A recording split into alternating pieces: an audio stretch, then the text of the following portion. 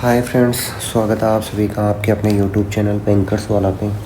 जैसा कि थंबनेल मैंने अपने एक पोस्ट के अंदर रिलीज़ किया था और बताया था कि मुझे जैसे जैसे टाइम मिलेगा वैसे वैसे मैं नए फाइनेंशियल अवेयरनेस के ऊपर वीडियोज लाता रहूँगा। तो आज हमारा पहला वीडियो है फाइनेंशियल अवेयरनेस पे लेटेस्ट न्यूज़ के साथ में जो फरवरी मार्च अप्रैल की न्यूज़ रहेंगी। थोड़ी थोड़ी बेसिक जो न्यूज़ है मुझे मिली है अभी, वो मैं यहाँ पे डिस्कस करूँगा। आगे जैसे जैसे मुझे टाइम मिलता जाएगा अप्रैल मंथ का हम लोग अप्रैल तक का इसी महीने में कवर कर लेंगे और फिर वीकली हम लोग अपने फाइनेंशियल अवेयरनेस को देंगे। इसमें फाइनेंशियल अवेयरनेस जो करंट वाला रहेगा, जो 6 मंथ का रहेगा, उसको कवर करते हुए साथ ही जो स्टैटिक पार्ट रहेगा वो भी हम साथ के साथ यहाँ पे कवर करते हुए चलेंगे।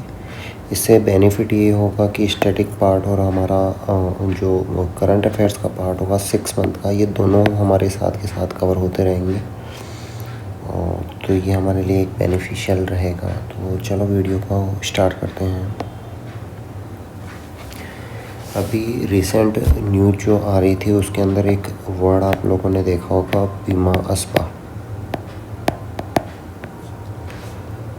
जैसे अस्पा के बारे में आप सभी जानते होंगे। अस्मा क्या होता है? Application supported by block amount.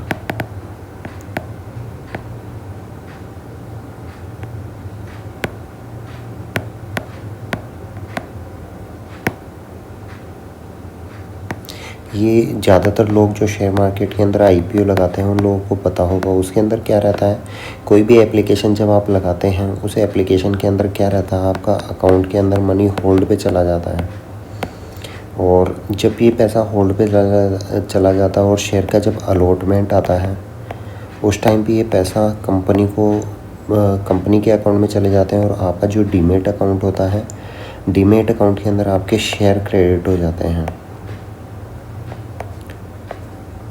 ये अस्पा के थ्रू होता है। मैं यहाँ भी जो टर्मिनोलॉजी यूज में लेता जाऊँगा उन सबको आप समझते हुए चलना। अगर कोई चीज़ समझ में आपको नहीं आती है तो आप कमेंट बॉक्स के अंदर कमेंट करना, मुझे टाइम मिलेगा वैसे वैसे मैं रिप्लाई आप लोगों को करता रहूँगा। यहाँ पे डीमेट अकाउंट, ये क्या रहता है, एक डीमेटलाइज फॉर्म रहता है। पहले जब हम लोग शेयर वगैरह परचेज करते थे तो हमें पेपर फॉर्म के अंदर हमें शेयर्स वगैरह के सर्टिफिकेट मिलते थे। अभी क्या हो गया है, डीमेट अकाउंट के अंदर डिजिटल फॉर्म के अंदर आपके शेयर क्रेडिट रहेंगे। जैसे आपके अकाउंट के अंदर बैलेंस क्रेडिट रहता है वैसे ही आपके डीमेटलाइज फॉर्म के अंदर शेयर यहाँ पे शो करेंगे और उनकी जो करंट वैल्यू होगी वो आपकी यहाँ पे शो करेगी। तो अभी तक ये अस्पा जो था वो आईपीओ के अंदर आपके रहता था, अभी वो आईआरडीए ने अप्रूव कर दिया है बीमा अस्पा। अभी तक क्या रहता है, जैसे मान लो आपको कोई लाइफ इंश्योरेंस की पॉलिसी लेनी है, हेल्थ इंश्योरेंस की पॉलिसी लेनी है, तो पहले आपको क्या होगा, आपका अकाउंट डेबिट होगा। उसके बाद आपका जो फॉर्म यहाँ पे सबमिट होगा उसकी स्क्रूटनी होगी, फॉर्म की स्क्रूटनी होगी। अगर मान लीजिए इस स्क्रूटनी के अंदर कोई भी गड़बड़ आपकी आती है तो आपको कंपनी आपका पैसा रिटर्न कर देती है। अब ये रिटर्न तुरंत नहीं होता है, ये 10 से 15 दिन बाद होता है। तो कस्टमर्स को क्या था, इसके अंदर लॉस हो रहा था उनके इंटरेस्ट का, या फिर उनका जो पैसा था वो कट भी गया और पॉलिसियाँ उनको इशू नहीं हो रही हैं।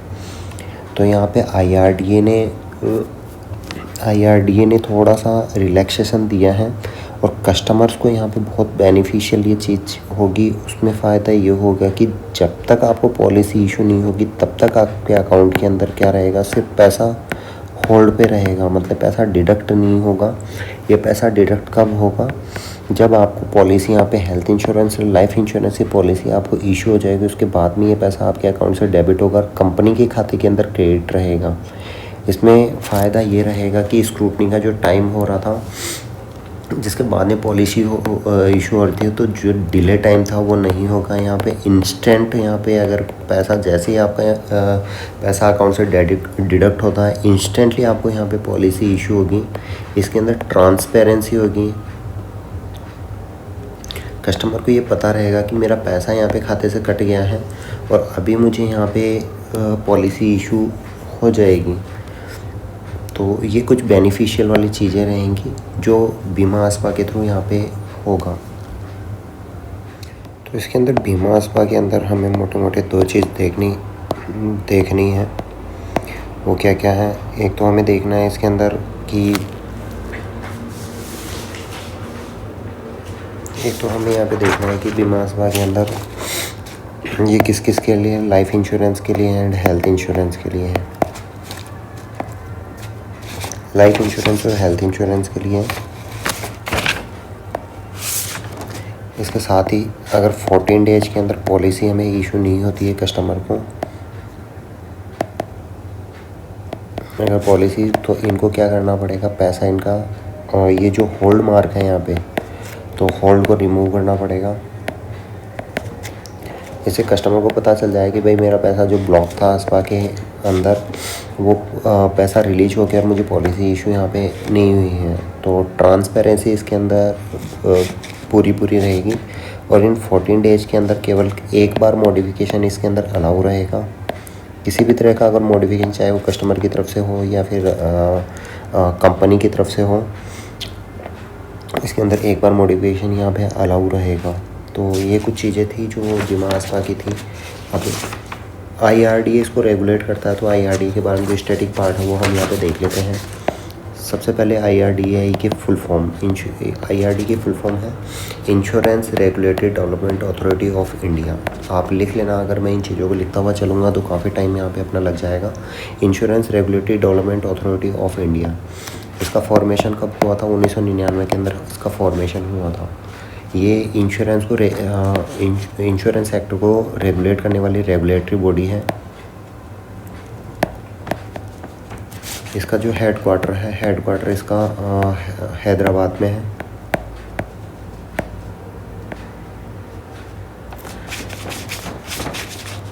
इसके जो प्रेजेंट चेयरपर्सन है वो है दिलीप आसपे। इसके जो प्रेजेंट चेयरपर्सन है वो दिलीप आसपे साहब हैं।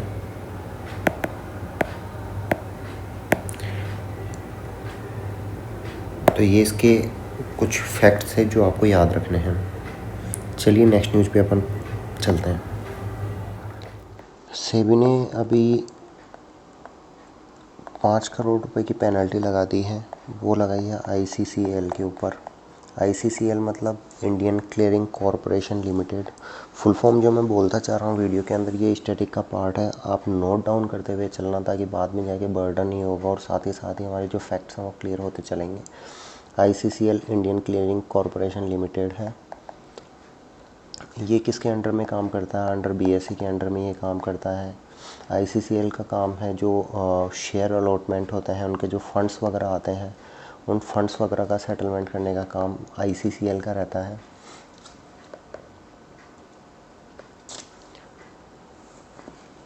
फिर फैक्ट्स हम देख लेते हैं। SEBI security exchange board of India, इसकी फुल फॉर्म है। S मतलब सिक्योरिटी, E मतलब एक्सचेंज, B मतलब board of India. Security exchange board of India यहाँ पे है। ये फॉर्म हुआ था 12 अप्रैल 1988। इसका जो हेड क्वार्टर है वो मुंबई। इसके जो अभी रिसेंटली नए चेयरपर्सन आए हैं सेबी के, उनका नाम है तुहिन कांता पांडे।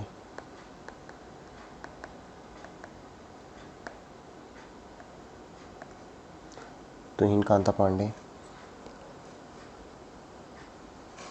ये जो पेनल्टी लगाई है सेबी ने ICCL के ऊपर, ये नॉन कंप्लाइंस पार्ट था। सेबी क्या है, कस्टमर के प्रोटेक्शन के लिए various types of rules regulation यहाँ पे उन्होंने बना रखे हैं, जिनको फॉलो करने का काम इनका रहता है। तो यहाँ पे साइबर ऑडिट इन्होंने की थी। तो जो पैरामीटर सेबी ने सेट किए थे वो पैरामीटर यहाँ पे फुलफिल इन्होंने नहीं किए थे, इसकी वजह से यहाँ पे इनके ऊपर पेनल्टी लगी है। देखते हैं RBI ने अभी रिसेंटली UCBs क्या होते हैं हमारे? UCBs होते हैं अर्बन कोऑपरेटिव बैंक्स।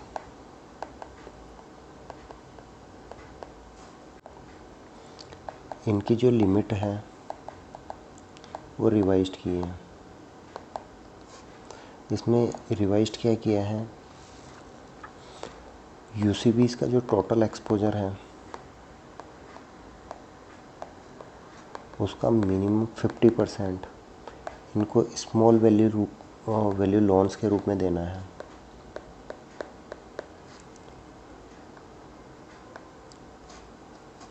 अब इसमें इन्होंने एक लिमिट सेट की है स्मॉल वैल्यू लोन्स के लिए 25 लाख रुपीज़ या 0.4% ऑफ एग्रीगेट टोटल लोन्स। इन दोनों के अंदर विच एवर इज हायर।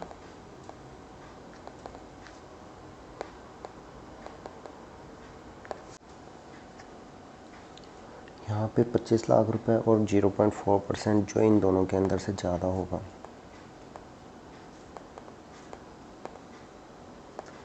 लेकिन यहाँ पे पर्टिकुलर लिमिट जो है जो मैक्सिमम सेलिंग है वो डिसाइड की है 3 करोड़ रुपए पर बोरोवर। तो ये चीज़ें हैं मोटा मोटी यूसीबीज़ के लिए जो आरबीआई ने नया दिया है। इसके अलावा यूसीबीज़ के लिए जो पर ड्वेलिंग यूनिट के लिए मैक्सिमम लिमिट है वो भी आरबीआई ने यहाँ पे बताई है। उनको भी चलो फटाफट एक बार देख लेते हैं हम। जो टायर 1 एरिया है उनके अंदर 60 लाख रुपीज़ पर ड्वेलिंग। ऐसे ये टायर 2, 3, 4 हैं उनके लिए आरबीआई ने डिसाइड की है। 2 के लिए यहाँ पे है 1.4 CR, 3 के लिए है 2 CR और 4 के लिए 3 CR। कुछ नहीं रटने वाली चीज़ें हैं, बस एक दो बार इनको रिवाइज करेंगे, ये आराम से आपको याद हो जाएंगी। आप लोगों ने एम्फी का नाम सुना होगा। एम्फी का है association of mutual fund in India.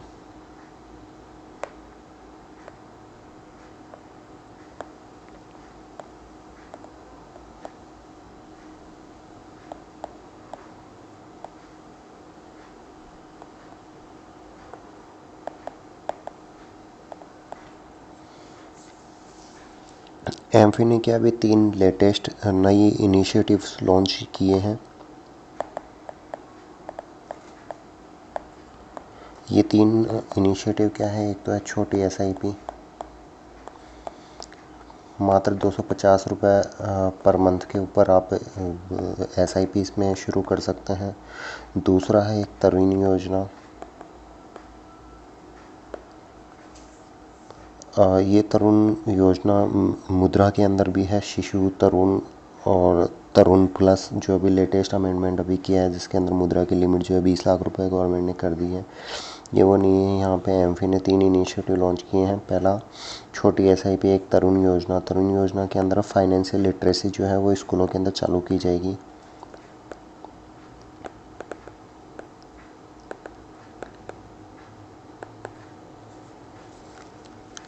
और तीसरा है एक मित्रा प्लेटफॉर्म।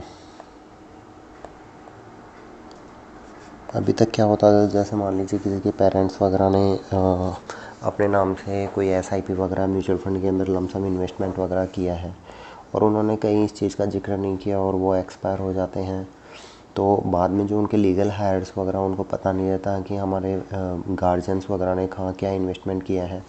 तो अभी ये मित्रा प्लेटफॉर्म लॉन्च किया गया है, जहाँ पे उनके लीगल हायर्स वगैरह किसी के भी हों, वो जाके उनका पैन कार्ड की डिटेल्स वगैरह, अकाउंट की डिटेल वगैरह कुछ चीज़ें हैं वो डालने के बाद वहाँ पे चेक कर सकते हैं कि किसी इंडिविजुअल के नाम से कितना क्या इन्वेस्टमेंट यहाँ पे किया गया है।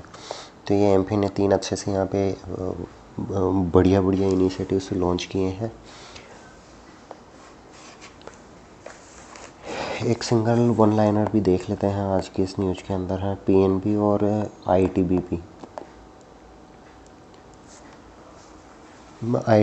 ने आपस के अंदर एक एमओयू साइन किया है, जिनके अंदर फाइनेंशियल जो बेनिफिट्स होंगे वो प्रोवाइड किए जाएंगे। साथ ही यहाँ पे इंश्योरेंस कवरेज वगैरह भी किया जाएगा। तो वन लाइनर है किस किस के बीच में फाइनेंशियल बेनिफिट्स के लिए और इंश्योरेंस कवरेज के लिए एमओयू साइन हुआ है, तो पंजाब नेशनल बैंक और आईटीबीपी। चलो आज का सेशन यहीं पे वाइंड अप करते हैं। चैनल को लाइक शेयर सब्सक्राइब कीजिए। Thank you.